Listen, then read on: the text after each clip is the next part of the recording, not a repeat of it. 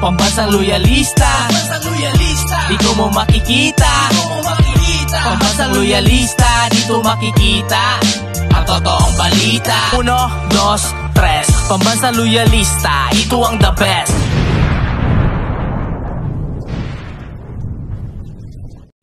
Masayang araw po, mga ka-PL. Pinalagan po ni ACT-CIS Representative Erwin Tulfo si Department of Finance Secretary Benjamin Diokno sa plano nitong alisin o tanggalin ang free tuition fee sa mga state colleges at state university. Aba, Sir Benjamin Diokno, nag-iisip po ba kayo ng maayos? Ha? Abay, napakarami mong gustong tanggalin, ha? Diokno ka nga. Lumabas na ang pagiging Diokno mo. Alam mo namang, napaka-importante nito sa ating mga kababayan na hirap makapagpaaral ng kanilang mga anak sa kolehiyo tapos aalisin ho ninyo.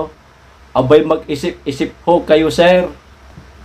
O ito po mga ka-PL, basahin ko lang pero bago ko po simulan, makikisuyo sa mga hindi pa po nakasubscribe, baka naman po. At pakiclick na rin ang notification bell para updated sa lahat ng upload at huwag niyo pong kalimutan. Palike na rin po sa video. Maraming salamat. Makikisuyo. Ito talaga si Diokno. Ang daming kadyoknuhan sa utak. O ito oh. Sos Mariosep. Post po ito ha ni Erwin Tulfo sa kanyang official Facebook page. Ulitin ko lang.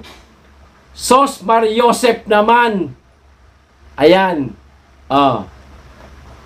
Wag naman pagdiskitahan ang libreng tuition sa mga state colleges and state university para sa mga mahihirap. Narinig niyo po yon, Secretary Benjamin Diokno? O eto pa. Yan pa lang so far ang magandang nagawa ng pamahalaan, past and present, na free education para sa lahat ng mahihirap. Tapos aalisin nyo pa. Mag-isip-isip, sir. Hindi ba kayo marunong maawa sa aming mga mahihirap na hirap makapagpaaral sa mga anak sa kolehiyo? Anak ng tutsa kayo, oo. Eto pa, oh. Tapos ngayon, planong alisin. Sa bagay, plano pa lamang po ito, mga ka-PL. Para po hindi matuloy ang pinaplano nitong si anak ka ng Diokno. Ha? Ngayon pa lang, sitahin na po natin. Palaga na po natin, mga ka-PL. O, ito pa. No way! O, this we will defend in Congress. Tama po ang gagawin ninyo, Sir Erwin Tulfo. Labanan nyo po ito. Marami pong nakikinabang ng mga kababayan natin, estudyante sa kolehiyo, sa libreng tuition fee, tapos plano pang alisin itong bugok na ito. Ito pa, huli. Come on, Department of Finance Secretary Diokno. You can do better than that, Chief? Question mark.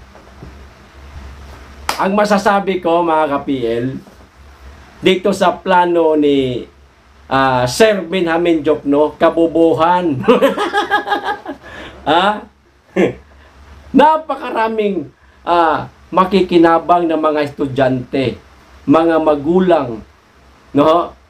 Hirap sa buhay. May pangarap ang bata at ang magulang na makapagtapos sa pag-aaral. Walang pampaaral. Saan tatakbo ang mga kababayan natin? Siyempre, sa mga libre na state colleges at university. Libre, makapagpaaral sila eh. Di ba? ang iisipin na lang nila ay mga miscellaneous, pamasahe at pangkain na lang. Abay, malaking bagay ho. Eh kami nga, oo, ito, nagtsatsaga, nagtitiis sa mahal ng matrikula. Meron na rin po akong kolehiyo. Ramdam ko po ang saloobin ng ating mga kababayan na hindi na makapag-aral yung kanilang mga anak, no, sa kolehiyo. Tapos ngayon, aalisin ho ninyo. Huwag pong ganun, sir. Napakarami nyo ng ano eh. Ito patunay mga ka-PL na napakarami ng binuwisit itong si Jokno. Ito, magbasa po ako ng isang comment ng mga kababayan natin. Oh. Lahat na lang gustong tanggalin ng unggoy na yan. Una, yung ayuda.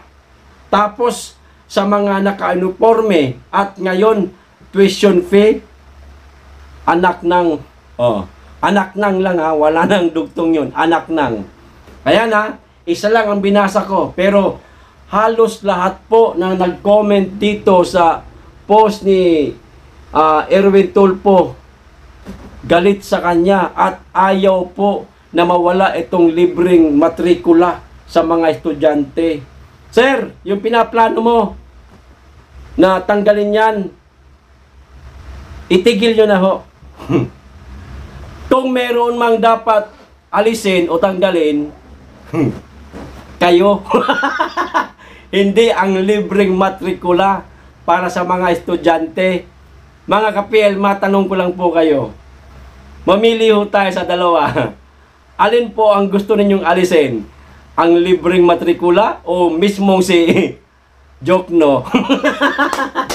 Paki-comment po para masaya ho tayo. Baka sakaling mapanood niya po itong bidyong to, malaman niya na ayaw natin na mawala o maalis itong libreng matrikula sa ating mga kababayan. Okay? O, dito na po tayo sa pangalawang topic natin mga ka-PL.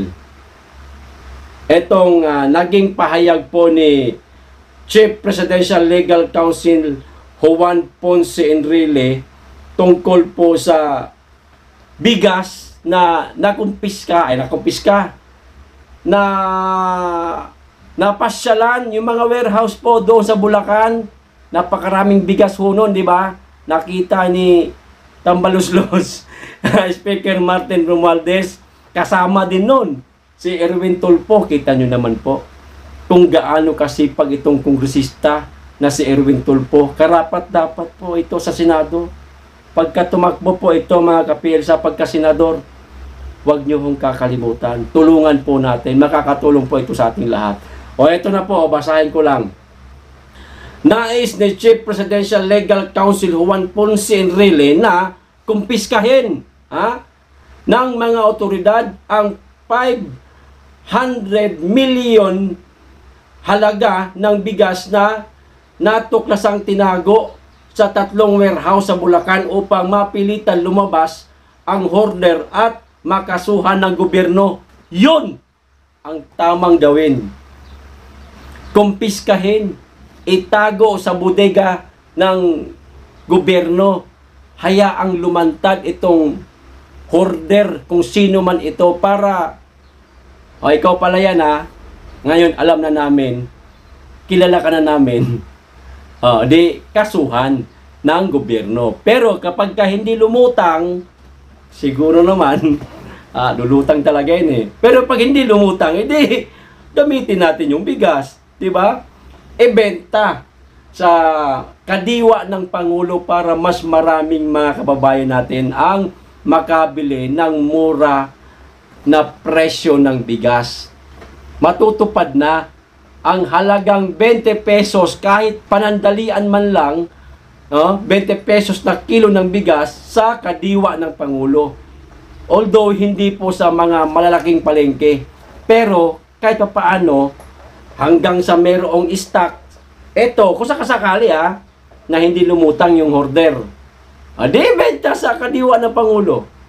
Eto na, 20 pesos kada kilo ng bigas, pero mabibili saan? Sa kadiwa ng Pangulo. Wala muna sa mga palengke. At least, meron.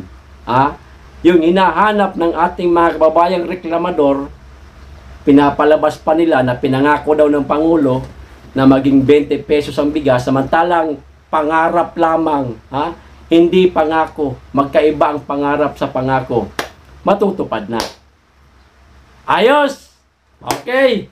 Hanggang dyan lang man po mga ka-PL. Paki-comment na lamang po ang mga naging topic natin ngayon. Maraming salamat po. Mag-iingat kayong lagi. Be blessed.